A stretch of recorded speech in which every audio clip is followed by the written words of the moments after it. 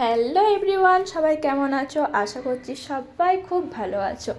আমার আবার একটা নিউ ব্লগে তোমাদের সবাইকে ওয়েলকাম জানাই। তো ফার্স্টেই আমি ঘরগুলো পরিষ্কার করে নিয়েছি সকাল সকাল, আর তারপরে চলে এসেছি বারান্দাটা পরিষ্কার করতে, কারণ কালকে খুব জোর বৃষ্টি হয়েছে, আর বৃষ্টি হলেই না বারান্দাটা কেমন একটা বালি জড়ো হয়ে যায়। আর তারপরে চলে এসেছি সকালবেলাতে টিফিন বানাতে।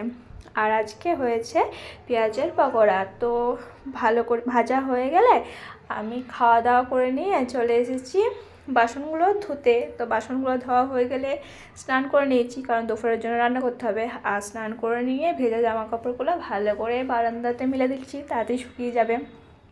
আর তারপরে চলে এসেছি দুপুরের জন্য রান্না করতে।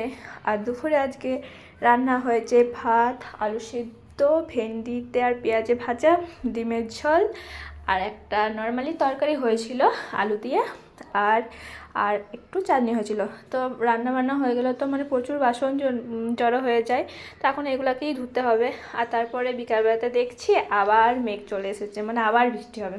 আর তারপরে সন্ধ্যাবেলাতে প্রচণ্ড কাঁঠাল খেতে ইচ্ছে করছিলো, ওই জন্য বাজারে গেছিলাম কাঁঠাল কিনে আনতে। তো আমার না কাঁঠাল খেতে খুবই ভালো লাগে, আমার সব থেকে পছন্দের ফল বলতে পারো সবাই। তো আমি ব্লগটা এখানেই শেষ করছি।